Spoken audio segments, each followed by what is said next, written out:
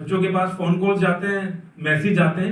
कुछ मेरे मीडिया साथी हैं, इनके जो परिजन हैं जिन्होंने एग्जाम दिया हो नीट का या सीयूटी का, वो खुद समझ पाएंगे कि किस तरीके से उनके फोन कॉल्स मैसेज जाते हैं बाद में। तो आप समझ सकते हैं कि एक बड़ा डाटा लीक भी एनटीए कराता है।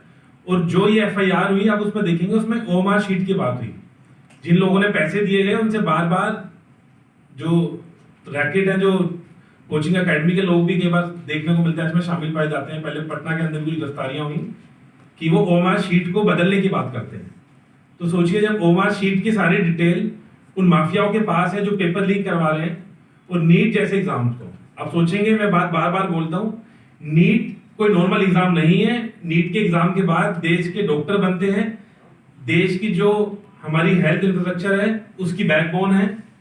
पता लगेगा आने वाले समय पर जब बीजेपी के नेता अस्पताल में एडमिट होंगे। मैं ये नहीं चाहता वो एडमिट हो, मैं उनकी अच्छी लंबी आयु की, अच्छी स्वस्थ की बीजेपी नेताओं की कामना करता हूं, लेकिन जब अस्पताल में एडमिट होंगे कहीं वो डॉक्टर का बैच ना पूछने लग जाए कि 2024 वाले बैच के डॉक्टर हैं, 2025 वाले बैच के डॉक्टर हैं, तो इलाज कराने में खुद संकोच करेंगे। जब इस तरीके से नीट की धांधली होगी तो किस तरीके के बच्चे आएंगे।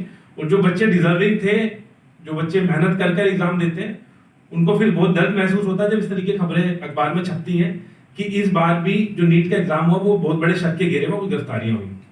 इन सब चीजों को देखते हुए सरकार का काम था कि बड़े लेवल पर एनटीए के जो अधिकारियों की जांच करी जाए, और बार बार ये एनटीए शक के घेरे में आता, आपने देखा होगा, और न्यूज कटिंग्स के माध्यम से हमें भी बार बार देखने को मिलता है। तो बार बार जब एनटीए पर शक का घेरा आता है, तो ऐसी क्या मजबूरी सरकार के सामने है कि बार बार वो एनटीए को प्रोटेक्ट करने पर लगती है, और कोई भी बड़ी जांच अभी तक एनटीए पर नहीं बिठाई गई है। और ये हर साल का एक कॉमन तरीका हो गया कि एफआईआर होती है, एफआईआर के बाद लीली पोती करी जाती है और उस मुद्दे को डिलीट करा जाता है।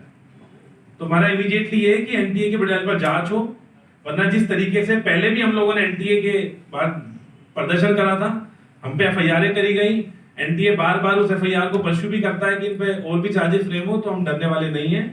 लेकिन ये बात सिद्ध हो गई है कि नेशनल टेस्टिंग एजेंसी बड़े शक के घेरे में और नेशनल करप्शन एजेंसी बन चुकी है। तो तुरंत या तो उसको डिलीट करी जाए या बड़े लेवल पर इसकी जांच करी जाए। और नीट की तो परीक्षा आपने देखा होगा, इस बार भी जो गिरफ्तारियां हुई हैं वो शक के घेरे में। अगर एफआईआर हुई थी एंटी करप्शन में, तो एफआईआर किस ब्याज पर हुई, और एफआईआर हुई है तो कहीं ना कहीं कुछ तो धांधली है। और ये जो ओएमआर शीट का खेल है, ये खेल बहुत अच्छे से समझ आ रहा है।